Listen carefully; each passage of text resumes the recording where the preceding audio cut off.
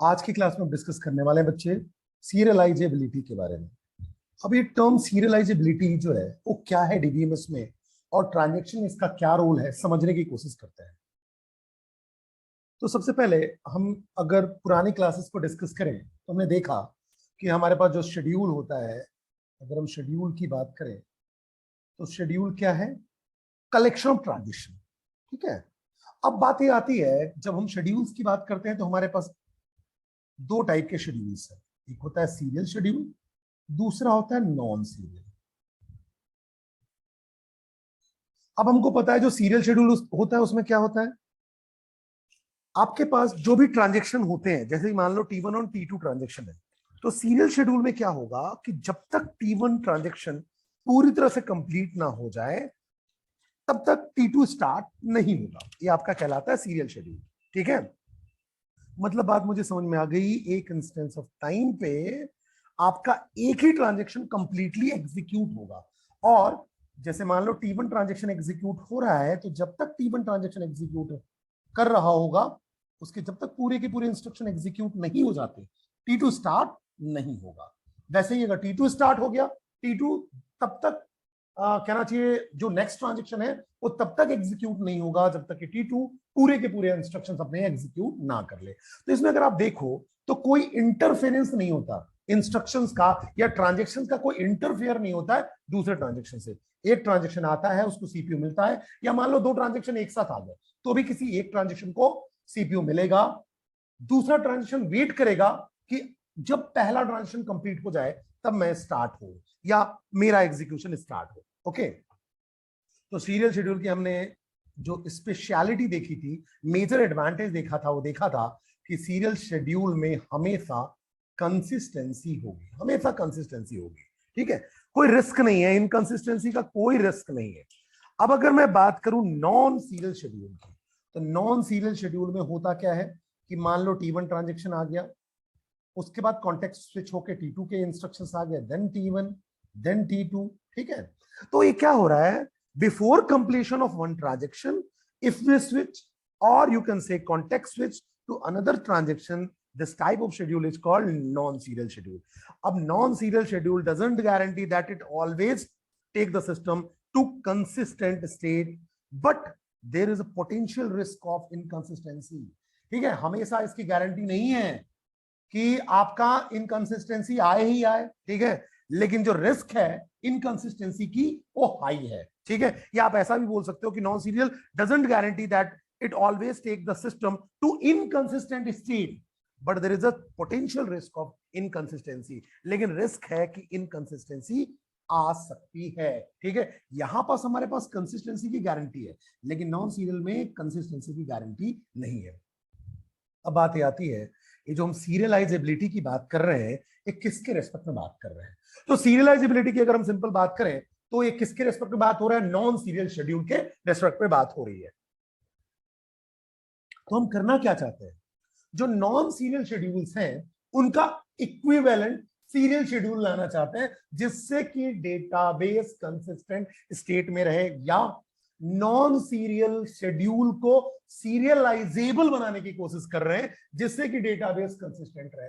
तो serial schedule तो always serialisable होगा ही होगा, कंसिस्टेंट होगा ही होगा, लेकिन हम नॉन जो सीरियल शेड्यूल्स हैं उनको सीरियलाइजेबल बनाने की कोशिश करते हैं जिससे कि जो उनका इक्विवेलेंट शेड्यूल हो वो सीरियल इक्विवेलेंट हो, सीरियलाइजेबल इक्विवेलेंट हो, जिससे कि डेटाबेस कंसिस्टेंट रहे। ठीक है, तो यहां तक बात हमें समझ में आ गई कि क्या हम नॉन सीरियल शेड्यूल को सीरियल शेड्यूल के इक्विवेलेंट में कन्वर्ट कर सकते हैं, सीरियलाइजेबल बना सकते हैं। तो सीरियलाइजेबल बनाने का मतलब सिंपल सी बात है, हम नॉन सीरियल शेड्यूल को सीरियल इक्विवेलेंट बनाने की कोशिश कर रहे हैं, सीरियल इक्विवेलेंट या सीरियल क्लोन खोजने की कोशिश कर रहे हैं जो सीरियल इक्विवेलेंट हो, जिससे कि आपका जो डेटाबेस हो, जो आपका सिस्टम हो, वो कंसिस्टेंट स्टेट में हो। तो अब हमें बात ये समझ में आ गई कि जब भी हम सीरियलाइजेबिलिटी चेक करेंगे या हमारे जब भी एग्जामिनेशन में अगर क्वेश्चन पूछा जाएगा तो सीरियलाइजेबिलिटी चेक करने के लिए आपको नॉन सीरियल शेड्यूल ही दिया रहेगा, बिकॉज सीरियल शेड्यूल तो हमेशा सीरियलाइजेबल होते हैं। ठीक है, अब बात समझते हैं। When multiple transactions are running concurrently, it means non serial schedule की बात हो रही है। then there is a possibility that the database may be left in a inconsistent state. So serializability is a concept that helps us to check which schedules are serializable. और किसके बात कर रहे हैं, किसकी बात कर रहे हैं, नॉन सीरियल शेड्यूल की. तो सीरियलाइजेबिलिटी जो है वो कंसेप्ट है जो क्या हेल्प करता है to check which schedules are serializable or not. So a serializable schedule कौन सा होगा, जो डेटाबेस को कंसिस्टेंट स्टेट में रखे, वो सारे के सारे शेड्यूल सीरियलाइजेबल होंगे. So a serializable schedule is the one that always leave the database in consistent state. Then a serial schedule is always a serializable schedule. मैंने बताया आपको, because in serial schedule a transaction only starts when the other transaction finish execution. However, a non-serial schedule needs to be checked for serializability. A non-serial schedule of n number of transactions is said to be serializable schedule if it is equivalent to the serial schedule for those n transaction. तो non-serial schedule का आप एक serializable schedule बनाना चाहते हो जो कि serial schedule के equivalent हो, ठीक है. A serial schedule doesn't allow concurrency. Only one transaction execute at a time and the other start when the already running transaction finished. लेकिन अगर आपने देखा serial schedule आपका कहता है consistent है, ठीक है. अब आपको जरूरत किसके, नॉन सीरियल.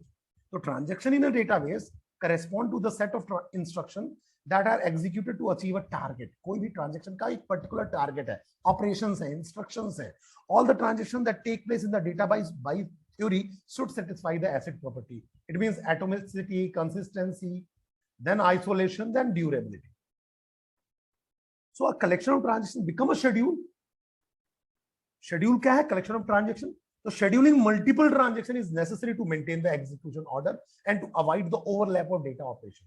तो जब आप concurrent transaction की बात करते हो तो आप कोशिश ये करते हो कि उनका जो execution order हो वो maintain रहे, ओवरलैपिंग ना हो डेटा ऑपरेशंस में, जिससे कि उनकी डेटा वैल्यूज में प्रॉपर अपडेट होने के बाद ही दूसरा रीड कर पाए. अदरवाइज कॉन्फ्लिक्शन आने के चांसेस हैं. हमने देखा है, स्टैंडर्ड प्रॉब्लम्स को डिस्कस किया है, जैसे रीड राइट प्रॉब्लम था, राइट रीड प्रॉब्लम था, राइट राइट प्रॉब्लम था. ये सारे प्रॉब्लम्स आने के चांसेस हैं.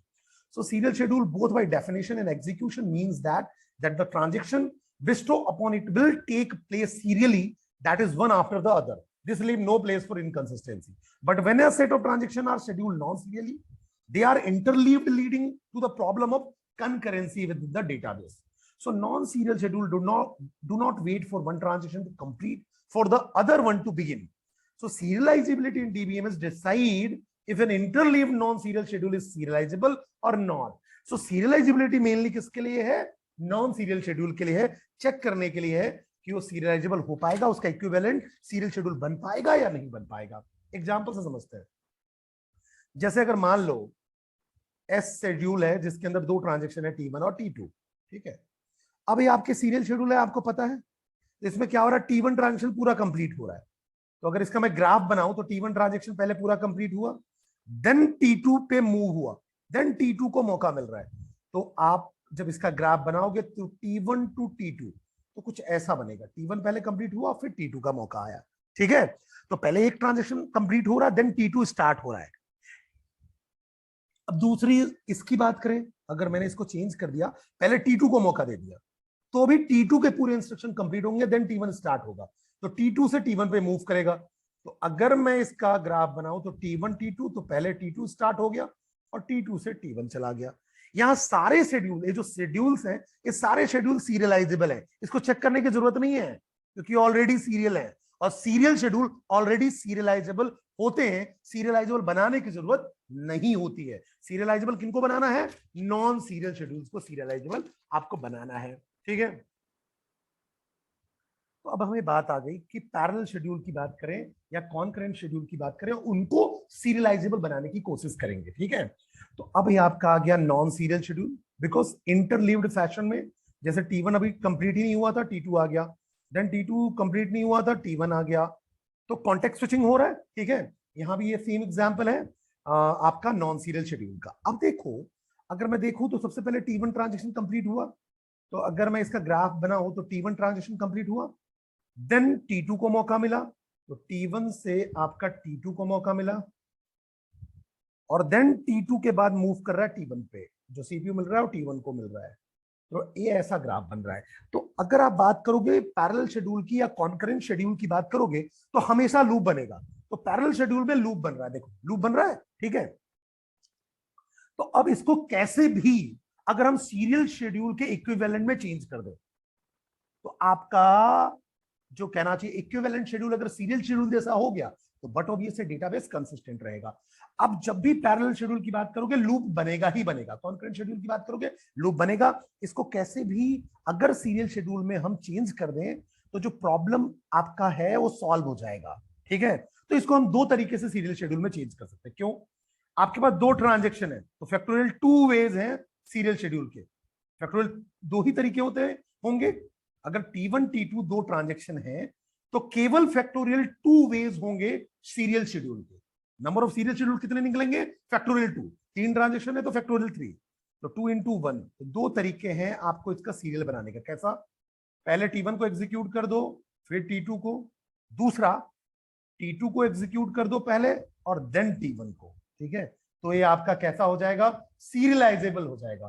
तो आपको जो नॉन सीरियल है उसको सीरियलाइजेबल बनाने का यही तरीका हुआ। ठीक है, हम बनाएंगे दो तरीके से जो हम आगे पढ़ेंगे, कॉन्फ्लिक्ट सीरियलाइजेबल और व्यू सीरियलाइजेबल। आगे की क्लासेस में हम देखेंगे उसको। लेकिन मुझे यहां समझ में आई कि दो ट्रांजेक्शंस हैं तो सीरियल शेड्यूल्स कितने होंगे? फैक्टोरियल 2।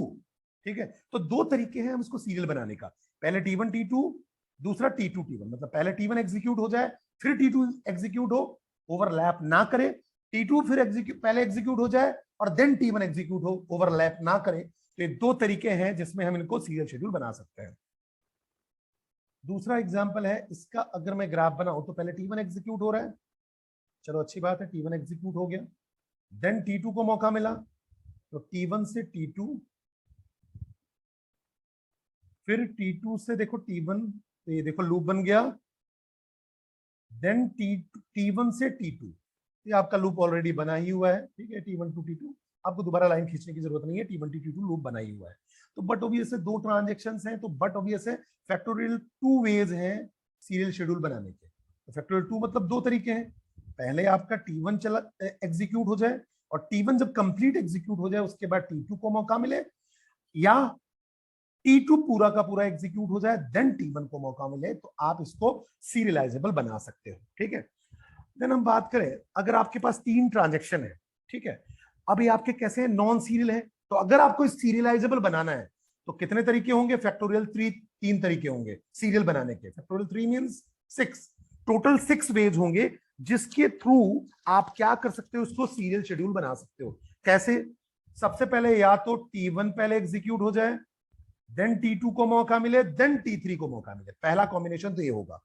दूसरा कॉम्बिनेशन होगा T1 को मौका मिले, देन T3 को मौका मिले, देन T2 को मौका मिले T3 के कंप्लीट एग्जीक्यूशन के बाद। देन तीसरा तरीका क्या होगा? T3 को मौका मिले, देन T1 को मौका मिले, देन T2 को। फोर्थ कॉम्बिनेशन होगा T3, T2 और T1 को। फिफ्थ तरीका होगा T2, T3 और T1 को। और लास्ट जो आपका तरीका है उसमें T2 देन T1 को कंप्लीट एग्जीक्यूट करो, देन T3 को मौका दो। तो ये टोटल 6 वेज हो गए जब आपके पास 3 ट्रांजेक्शन हो उनको सीरियल इक्विवेलेंट में कन्वर्ट करने के लिए या सीरियलाइजेबल बनाने के लिए, जिससे कि डेटाबेस कंसिस्टेंट रहे। तो मुझे सीरियलाइजेबल से बात समझ में आई कि हम नॉन सीरियल शेड्यूल्स को सीरियल इक्विवेलेंट में चेंज करते हैं, सीरियलाइजेबल बनाते हैं जिससे कि एसिड प्रॉपर्टी को फॉलो कर सके या आपका जो डेटाबेस हो कंसिस्टेंट हो सके। Thank you.